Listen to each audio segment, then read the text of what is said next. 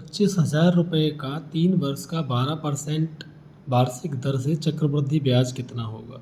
देखिएगा, वैसे तो हम इसको लॉन्ग प्रोसेस से निकालते थे, वही A बराबर P ब्रैकेट में 1+R/100 और ऊपर क्या होता था, घात में आपका वर्षें होती थी। लेकिन भाई अब हम क्या निकालेंगे, ये हम निकालेंगे शॉर्ट ट्रिक से। तो देखिएगा, शॉर्ट ट्रिक है ये, बेहतरीन है, बेहतरीन शॉर्ट ट्रिक है। देखिए 25,000 है, 25,000 पे हम सबसे पहले क्या निकालेंगे, साधारण ब्याज निकाल लें 1 साल का। तो 25,000 पे कितना परसेंट है, 12% बटे 100। तो 2 जीरो से 2 जीरो कट गया, जीरो हो गया, 12 पंजे 60 और 12 दूनी 24 और 6 30, यानी कि कितना हो गया आपका 3,000 क्या हो गया, 1 साल का साधारण ब्याज हो गया 12% की दर से। पूछा हमसे कितना है, 1 2 3 साल का। तो हम 3 साल का निकालेंगे तो पहले साल का साधारण ब्याज हमको मिलेगा 3,000, दूसरे साल का भी मिलेगा हमको 3,000 और तीसरे साल का भी हमको मिलेगा 3,000। अब क्या है, इस वाले साल का यानी कि पहले का साल का दूसरे साल मिलेगा 12% की दर से, तो कितना हो जाएगा, 12 तिया 36 यानी कि 360 रुपया। इसके बाद ये 3 3 6 हो जाएगा, 3 और 3 6 हो गया, इसका 12% यानी कि 6,000 का 12% कितना हो जाएगा, 12 छंग 72 यानी कि 720 रुपया। अब क्या होगा, इस 360 पर भी अगले वर्ष मिलेगा क्या, चक्रवृद्धि ब्याज। देखिए इस पे भी मिल गया हमको, इस पे भी मिल गया, यानी इन दोनों पे मिल गया हमको यहाँ पर संयुक्त रूप से। अब इस पे भी मिलेगा, तो इस पे कितना मिलेगा हमको, हमने निकाल लिया 360 गुणे 12 बटे 100 रुपये, यानी कि जीरो से जीरो, ये हो जाएगा आपका 12 छंग 72, 72 का 2, 12 तीन 36, 36 और 7 43 और 0.1 लग जाएगा। ठीक है, क्योंकि अपॉन 10 है तो इसका 1 दशमलव हम लगा देंगे, यानी कि हमारा हो गया 43 रुपया 2 पैसा। ठीक है, एक बार फिर चेक कर लेते हैं, 12 छंग 72, फिर 12 तीन 36, 36 और 7 43 दशमलव हो गया। तो टोटल हमारा चक्रवृद्धि ब्याज कितना निकलेगा, तो हम क्या करेंगे, इन सबको जोड़ लेंगे। 3 3 6 3 9,000, 9,000 तो ये हो गए, 9,000 ये हो गए। इसके बाद ये हो जाएंगे 7 3 10, यानी कि कितना हो गया 1,000 और 60 20 80, 1,000 सॉरी 1,080 रुपये ये हो गए। ठीक है, अब और कितने हैं, 43 रुपये 2 पैसे। इन सबको हम जोड़ लेंगे, 3 8 4 12 और ये 1 हासिल 9 और 1 10, यानी कि हमको टोटल ब्याज मिलेगा 10,123 रुपया 2 पैसा। देखिएगा उस मेथड से हम जब करते हैं तो क्या होता है, काफ़ी हमको टाइम लगता है। देखिएगा क्वेश्चन है, किसी धन का 10% वार्षिक दर से 3 वर्ष का चक्रवृद्धि ब्याज 331 रुपये है, वह धन कितना होगा। देखिएगा अगर हम इसको फार्मूले से निकालें तो हमें बहुत ज़्यादा टाइम लगेगा। हम अगर फार्मूले में रखकर इसको निकालेंगे तो हमको ज़्यादा टाइम लगेगा अपेक्षाकृत जो मैं शॉर्ट ट्रिक आपको बता रहा हूँ वो यूज़ करके। तो शॉर्ट ट्रिक क्या है, माना हमने धन जो था हमारा वो हमने मतलब जो है 100 रुपये मान लिया, यहाँ पर 100 100% मान के चलते हैं तो 100 मान लिया, 100 रुपये हमने धन मान लिया। तो अब क्या होगा, इस 100 रुपये पे हमको 1 वर्ष का जो ब्याज मिलेगा, हमको कितने वर्ष ब्याज देना है, हमको 3 वर्ष ब्याज लेना है। तो अगर 1 वर्ष का हम ब्याज निकालेंगे 10% के हिसाब से तो हमारा निकलेगा 10 रुपये, ये भी 10 रुपये और ये भी 10 रुपये। ये हमारा साधारण ब्याज होगा, यानी कि 3 वर्ष का साधारण ब्याज हमको मिल गया 30 रुपया 100 रुपये पे 10% के हिसाब से। लेकिन वो कह रहा है कि चक्रवृद्धि ब्याज है, तो हम क्या करेंगे, इसका जो है हम कंपेयर करेंगे कि ब्याज का जो कंपेरिजन है वो हम जो वास्तविक ब्याज है उससे कर देंगे। जो 100 रुपये का ब्याज है यानी कि जो 100% हमारा अमाउंट है उसका हम कंपैरिजन 331 रुपये से कर दें तो हमारा जो धन है, मूलधन है, वो हमारा निकल आएगा। तो 3 वर्ष का हो गया 10 10 10 यानी कि 30 रुपये। अब इस रुपये पर दूसरे वर्ष में यानी कि ब्याज पर भी हमको ब्याज मिलेगा, तो उसी को कहते हैं चक्रवृद्धि ब्याज। यानी कि 10 रुपये पर हमको 10% के हिसाब से जो ब्याज मिलेगा वो कितना मिलेगा, 1 रुपया।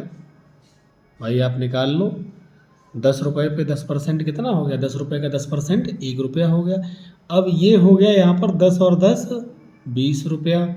20 रुपये के हिसाब से ये कितना हो जाएगा, 20 रुपये का 10% कितना हो जाएगा, 2 रुपया। ठीक है, इतना हो गया। इसके बाद इस वाले जो 1 रुपया है इस पर भी हमको ब्याज मिलेगा, कितने, तीसरे वर्ष। ठीक है, देखिए मैं आपको पहचानने का तरीका बता दूं कि आप सही कर रहे हैं कि नहीं। अगर 3 वर्षों का ब्याज है 3 पार्ट में हम डिवाइड किया, और इधर भी हमारे 3 पार्ट आने चाहिए। अगर हम यहीं पे छोड़ देते तो हमारे 1 और 2 ही पार्ट हुए, क्योंकि ये 3 हमारे क्या हैं, ईयर हैं। ठीक है, ये 3 हमारे ईयर्स हैं, 3 साल हैं। अब देखिएगा अभी तक 2 ही पार्ट हमारे हुए, अब तीसरा पार्ट यहाँ पर होगा, यानी कि 1 रुपये का 10% निकाल लेंगे तो हमारा कितना आ जाएगा, 10 पैसा, यानी कि 10.1 रुपया भी कह सकते हैं। इन सब का जो टोटल है वो कितना हो जाएगा, 10, 20, 30, 30, 31, 2, 33 और 0.1, यानी कि 33.1 आया हमारा। ठीक है, यानी कि 33.1 किसके बराबर है, 331 के बराबर है। भाई कंपेयर करेंगे तो 33.1 बराबर है किसके, आपके 331 के। ठीक है, अब ये टोटल 100% कितने हो जाएगा, तो हम क्या करेंगे, अब हमें टोटल 100% निकालना है, तो हम क्या करेंगे, 331 बटे 33.1 गुणा ये हो जाएगा हमारा 100। ठीक है, दशमलव हटाया, ये 0 कट गया। अब ये 331 से 331 कट गए, हमारा आंसर आ गया कितना, यानी कि 1000 रुपये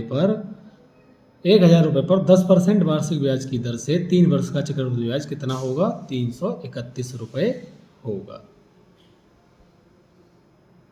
6000 पर 5% वार्षिक ब्याज की दर से 3 वर्ष के चक्रवृद्धि ब्याज तथा साधारण ब्याज का अंतर कितना होगा।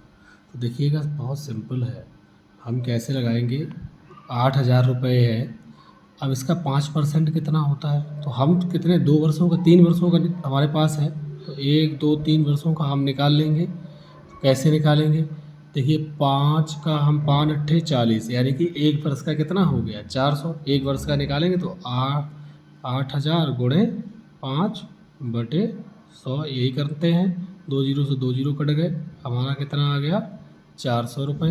यानी कि 1 वर्ष का साधारण ब्याज 400 आ गया, ये हमेशा साधारण ब्याज निकलेगा। दूसरे वर्ष का भी 400 और तीसरे वर्ष का भी हमारा कितना हो गया, 400 हो गया। अब देखिएगा चक्रवृद्धि ब्याज क्या होता है, चक्रवृद्धि ब्याज जो होता है ब्याज पर ब्याज मिलता है, यानी कि इस 400 पर अगले वर्ष मिलेगा। तो अगले वर्ष मतलब जो है 400 पर कितना मिलेगा, यानी कि 400 गुणे 5 बटे 100, 2 जीरो से 2 जीरो, 4 पंजे 20 रुपया यहाँ मिल जाएगा। अब यहाँ पर मिलेगा 2 सालों का, यानी 4 4 800, यानी कि यहाँ पर मिल जाएगा 800 पर 8 पंजे 40 रुपये। इसके बाद इस 20 रुपये पर भी हमको ब्याज मिलेगा इस तीसरे वर्ष में। ठीक है, तीसरे वर्ष में 20% मिलेगा, वो 20 रुपये पर मिलेगा 5%, तो कितना हो जाएगा, 20 पंजे 100, यानी कि ये 1 रुपया हो गया। टोटल हम कर लेंगे, देखिएगा तो सबसे पहले जो ये है ये हमेशा होता है सिंपल इंटरेस्ट, यानी कि SI, और ये दोनों जो होते हैं वो इसमें अगर ऐड कर दिए जाएं तो हो जाता है आपका CI। तो देखिएगा अब हम क्या करेंगे, इसको जोड़ लेंगे तो ये हो जाएगा 4 तिया 1200, 1200 और ये 80 हो जाएंगे, और 80 और वो 60 और 61 हो जाएंगे। अब चूंकि इन्होंने अंतर पूछा है, केवल साधारण ब्याज और चक्रवृद्धि ब्याज में अंतर, तो अंतर कितना होगा भाई, अंतर तो इतना ही होगा, केवल CI जो ऐड हुआ, यानी कि 61 रुपीज़ जो है इसका अंतर होगा। अब देखिएगा अगला क्वेश्चन, देखिएगा क्वेश्चन है 5000 रुपये पर 10% वार्षिक दर से 3 वर्ष के चक्रवृद्धि ब्याज और साधारण ब्याज में अंतर कितना होगा। तो हमको डिफरेंस निकालना है, लास्ट क्वेश्चन जैसा ही है, देखिएगा कैसे करते हैं।